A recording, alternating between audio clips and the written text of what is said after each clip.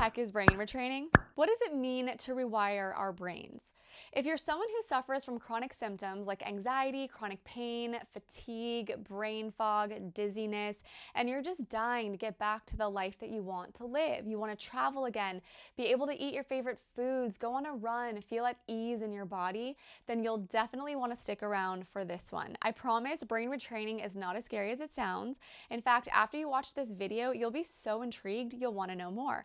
And lucky for you, this is a two-part video series. So be sure to come back next week where I'll be giving you the exact hands-on exercises to rewire your brain. Hey fam, I'm Kelly with Kelly Nelson Health. Welcome back to my channel where I post videos every single week teaching you how to heal your mystery chronic illness symptoms and anxiety using a root cause approach. Let's go ahead and get into it. The fascinating world of brain retraining. Did you know that we're all brain retrainers? That's right. Me, you, your Uncle Jim, Cousin Fanny. What kind of name is that? Fanny. We're all actively retraining our brains every single day, just without actually knowing we're doing it. Let me explain. Have you ever been in a situation where your mind starts to obsessively ruminate? Like repeatedly dwelling on negative thoughts like past events or even like future tripping? What about when you experience physical and or emotional pain and you start to spiral over it, giving it more attention, resulting in further suffering? Let's flip it. What about when you receive the most amazing award for something that you worked so hard to achieve, and your feeling of accomplishment fuels you to want to receive more awards like this in the future? Those are all forms of brain retraining. Now, this explanation was more so you can get a simple understanding of the backbone of brain retraining, but when we're talking about intentionally rewiring our brains to achieve specific goals, like restoring physical health, emotional health, it needs to be looked at through a different lens. Now, for those of you who don't know me or my story and you're new to my corner of the internet, 10 years ago, my world got rocked by the sudden onset of chronic illness. You can hear my entire story on my very first YouTube video and I'll link it below. And after our conventional medicine model completely failed me, I turned to root cause holistic modalities that healed many of my chronic illness symptoms. I went from basically being bedbound to living a thriving life, and I owe a huge part of that to brain retraining. But what was happening to my body at the time illness struck was essentially a perfect storm had occurred. The only things that doctor found was a trace of salmonella poisoning in my bloodstream. And I do remember getting sick. I got sick off of the chicken I ate at the restaurant that I worked at the time, but a small food poisoning incident did not come close to matching the severity of what was happening to my body, especially because all of the symptoms I was experiencing were progressive, they were chronic, and they didn't go away. Now, what do I mean by a perfect storm? We're all exposed to an accumulation of traumatic events in our lives, right? Like whether it's a childhood trauma, bullying, emotional abuse, physical abuse, exposure to chemicals, toxins, heavy metals, etc. And what happens is, in my case, a single event like food poisoning became the trigger point. It became the catalyst that set my body off into this horrible, painful, multi-symptom state of chronic illness.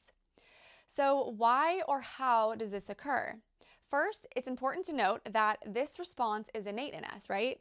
Us humans, us animals, respond to traumatic events through a protective mechanism. This looks like fight, flight, or freeze, which I'm sure you're very familiar with, like when our stress hormones and adrenaline kicks in. We go in and out of this stress response all throughout our lives. 1 minute, we're in a parasympathetic state, which means, calm, rest and digest, we're able to heal. And then perceived danger hits and boom, now we've gone into a sympathetic state, which is fight or flight. The stress hormones that get released result in physiological changes in the body, like a rapid heartbeat, increased blood flow to the muscles, increased alertness, focus, and sweating. And now we need this available to us, right? It's how we survive. But when it becomes an issue is when we're not able to shift our response back to a healthy parasympathetic state. We essentially were stuck in a chronic fight or flight state, and the physical and mental repercussions of this are devastating. It results in these mystery chronic symptoms, illnesses, anxiety, depression, inflammation, even like IBS, brain fog, food chemical sensitivities, suppressed immune system, just strange diagnoses that don't seem to make sense, and much, much more. Is it starting to click now? This is oftentimes the missing piece of the chronic illness puzzle. You've gone from doctor to doctor trying to get answers. You've eliminated the toxins. You started eating healthy. You meditate. You exercise, yet nothing is working. Well, my friend, your nervous system is under major distress. It's stuck in chronic fight or flight, and it needs brain retraining in order to get back to that parasympathetic state of rest and digest. Is your brain going off right now? Are you hearing all these bells like ding, ding, ding, ding, like this sounds like me? Yes. The state of our bodies need to be in a parasympathetic state in order to cleanse and detox and repair itself. Let me tell you a little story that can paint this picture even clearer for you. When I hit rock bottom in my illness, lifeless, just ready to give up, completely taken over with anxiety and this fight or flight state, I walked into my closet, dropped down to my knees, begging, screaming, praying to God to please just give me an answer. And about after a minute, I put my head down in my hands, and as the tears are pouring down, I opened my eyes, and right there, perfectly centered in between my knees, was a penny, heads up, that said, "In God we trust." And whoosh, all of a sudden, my anxiety completely calmed down. I felt like the fight or flight feeling just left my body in a matter of a few seconds, and I felt at ease. My thought triggered a feeling, which then triggered my nervous system to revert back to a parasympathetic state, resulting in a physiological change, making me feel more calm. The anxiety was lifted, and I felt more at ease. Now, the anxiety came back later that evening, but it was a crucial event for me because I hadn't felt any reprieve, any reprieve from anxiety in months at that point. So I started obsessing over how a simple thought could trigger such a monumental response in my body. Although short-lived, I definitely wanted to know more. So I delved into all the research, and the world of neuroplasticity and holistic health fell at my fingertips. I could not get enough. I couldn't get enough research in science, success stories. I was becoming increasingly passionate about brain retraining.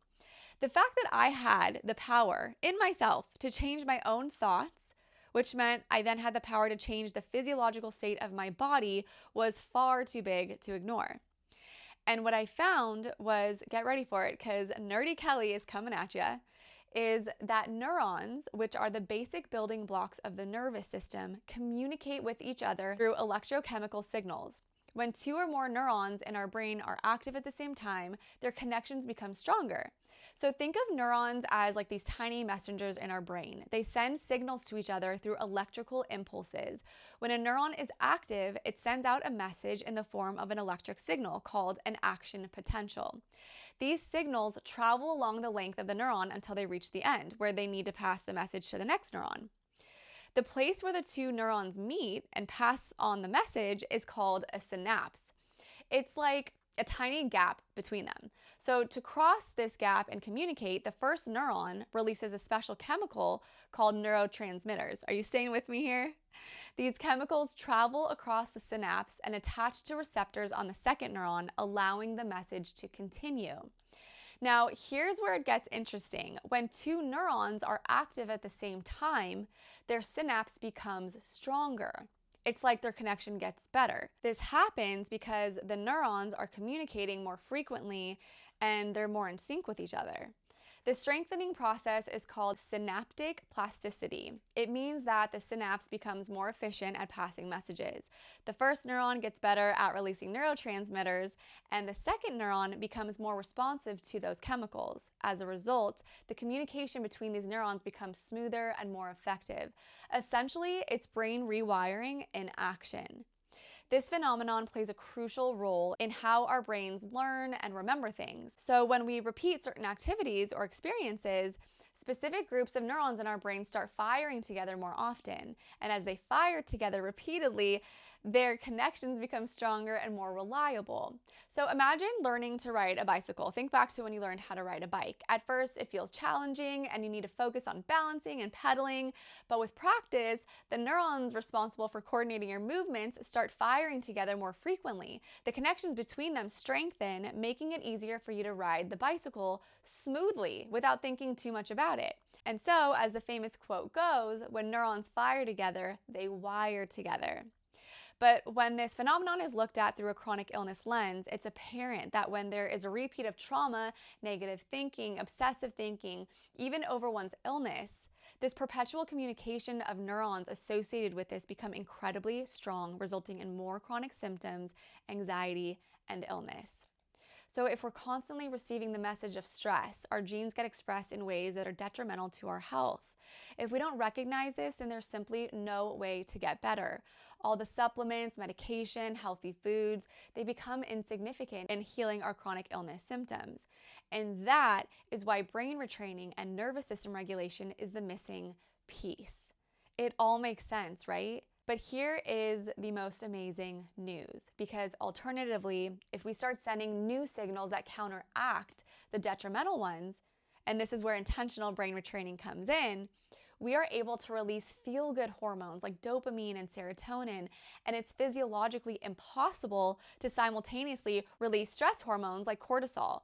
And this is when we begin to heal. We start to rewire our nervous system, we rewire our brain, we regulate ourselves, and we recover from chronic illness. This is why we retrain our brain. We retrain our brain because we recognize that there are responses we are experiencing that have a negative impact on our health.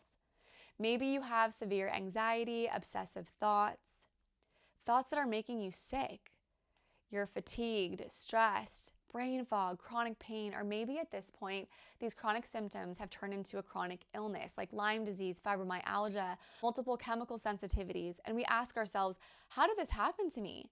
Maybe I've been eating the wrong thing, or not taking enough supplements, I'm exposed to too many toxins. And these things definitely could be a contributing factor to why our body responds a certain way, but we're supposed to live with toxins, bacteria, viruses, and we're supposed to be able to get past that.